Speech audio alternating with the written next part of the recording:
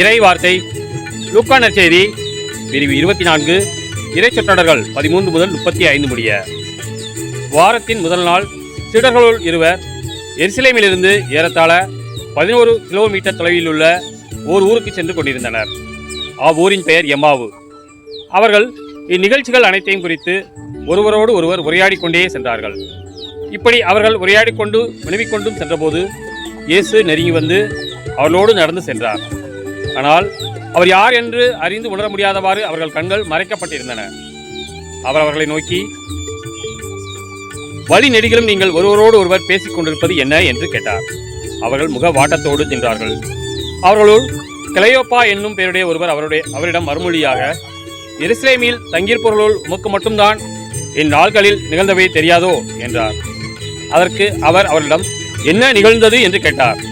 அவர்கள் அவரிடம், நாசரேத்து இயேசுவை பற்றியே தான் பேசுகின்றோம். அவர் கடவுளுக்கும் மக்கள் எல்லாருக்கும் முன்பாக சொல்லிலும் செயலிலும் வல்ல இறைவாக்கினராக திகழ்ந்தார். அவர் இஸ்ரேலை மீட்கப் போகிறார் என்று நாங்கள் எதிர்பார்த்து இருந்தோம். ஆனால் தலைமை குருக்களும் ஆட்சியாளர்களும் அவருக்கு மரண தண்டனை விதித்து சிலுவையில் அறைந்தார்கள். இவையெல்லாம் நிகழ்ந்து இன்றோடு 3 நாட்கள் ஆகின்றன. ஆனால் இன்று எங்களைச் சேர்ந்த பெண்களுள் சிலர் எங்களை மலைப்புக்குள்ளாக்கினர். அவர்கள் விடியற்காலையில் கல்லறைக்கு சென்றார்கள். அவருடைய உடலை காணாது திரும்பி வந்து வானதூதர்களை கண்டதாகவும் இயேசு உயிரோடிக்கிறார் என்று அவர்கள் கூறியதாகவும் சொன்னார்கள். எங்களோடு இருந்தவர்களுள் சிலர் கல்லறைக்கு சென்று அப்பெண்கள் சொன்னவாறே இருக்க கண்டனர்.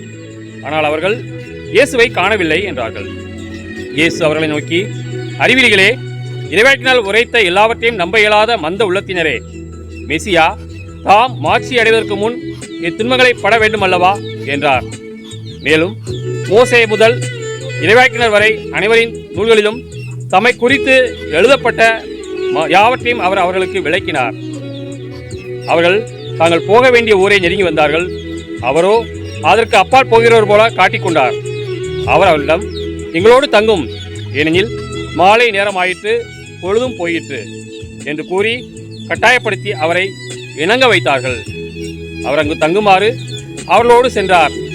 அவரோடு அவர் பந்தியில் அமர்ந்திருந்த போது அப்பத்தை எடுத்து கடவுளை போற்றி பிட்டு அவர்களுக்கு கொடுத்தார். அப்போது அவர்கள் கண்கள் திறந்தன. அவர்களும் அவரை அடையாளம் கண்டு கொண்டார்கள். உடனே அவர் அவர்களிடமிருந்து மறைந்து போனார். அப்போது அவர்கள் ஒருவரை ஒருவர் நோக்கி, வழியிலே அவர் நம்மோடு பேசி மறைநூலை விளக்கும் போது நம் உள்ளம் பற்றி எரியவில்லையா என்று பேசிக்கொண்டார்கள். அந்நேரமே அவர்கள் புறப்பட்டு எருசலேமுக்கு திரும்பி போனார்கள். அங்கே 11 அவர்களோடு இருந்தவர்களும் குழுமி இருக்க கண்டார்கள். அங்கிருந்தவர்கள், ஆண்டவர் உண்மையாகவே உயிருடன் எழுப்பப்பட்டார். அவர்கள் வழியில் நிகழ்ந்தவற்றையும் அவர் அப்பத்தை பிட்டுக் கொடுக்கும் போது அவரை கண்டுணர்ந்து கொண்டதையும் அங்கிருந்தவர்களுக்கு எடுத்துரைத்தார்கள். கிறிஸ்துவின் நற்செய்தி.